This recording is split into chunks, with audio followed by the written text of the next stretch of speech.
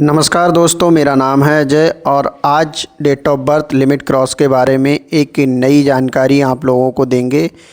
आप लोगों को जानकारी पसंद आए तो लाइक एंड शेयर भी करना और आपकी जो राय है वो कमेंट भी करना।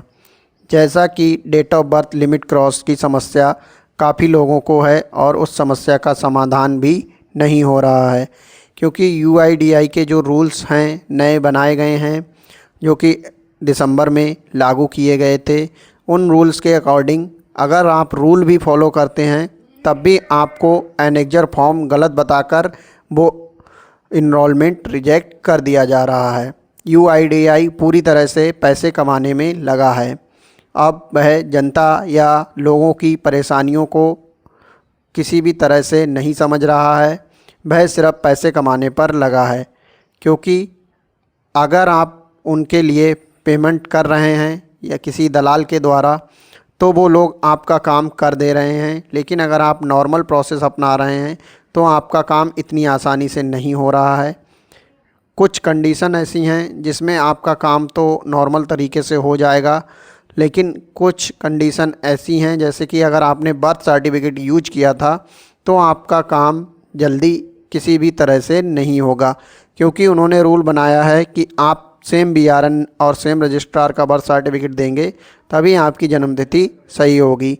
और जो चीज़ पॉसिबल ही नहीं है उसे कस्टमर कहाँ से लाएगा या आम जनता कहाँ से लाएगी, ये बहुत बड़ा सवाल है। अगर आप लोग इस चीज़ को समझते हैं तो आप लोगों को भी ये बात पता होनी चाहिए कि सेम बीआरएन और सेम बर्थ रजिस्ट्रार जो बर्थ सर्टिफिकेट होता है उसे एडिट करना इतना आसान नहीं होता है और उसमें संशोधन पॉसिबल नहीं है। जन्म प्रमाण पत्र में सिर्फ नाम, पिता का नाम, एड्रेस, ये चीज़ें संशोधन हो सकती हैं, लेकिन जो जन्म तिथि है वो संशोधन नहीं होती है। उसके लिए कई तरह के प्रोसेस फॉलो करने पड़ते हैं, कोर्ट का ऑर्डर चाहिए होता है, तब जाकर ये संभव हो पाता है। लेकिन जो यूआईडीआई के रूल हैं उसके अकॉर्डिंग सेम बीआरएन चाहिए होगा। और जिन लोगों ने फेक बर्थ सर्टिफिकेट लगाया था तो उनके लिए तो और भी बड़ी दिक्कत की चीज़ है। इसी तरह से जिन लोगों ने अपना बर्थ कैंसिल करवा दिया था, यानी कि जो रूल यूआईडीआई के पहले थे उसके अकॉर्डिंग बर्थ को कैंसिल कराना पड़ता था, उसका कैंसिलेशन लेटर और एसडीएम ऑर्डर और नया बर्थ देना पड़ता था।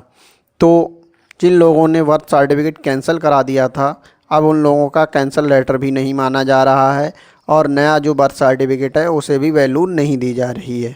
तो इस तरह की समस्याएं काफ़ी लोगों को हैं और इसी चीज़ से काफ़ी लोग बहुत ज़्यादा परेशान हैं।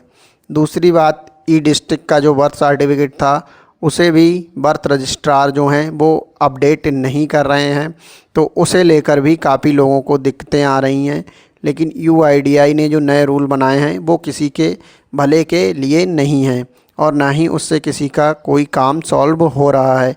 जिन बेचारों की नॉर्मल जन्मतिथि अपडेट हैं या धोखे से गलत हो गई हैं उन लोगों की भी नहीं सही हो पा रही हैं।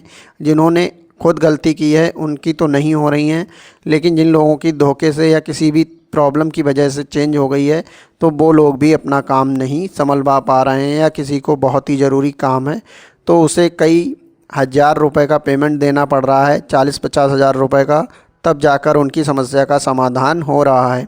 इस तरह की धांधलेबाजी और करप्शन चल रहा है यूआईडीआई सेंटर में। बाकी आप लोगों की क्या राय है कमेंट में ज़रूर बताएं। जय हिंद।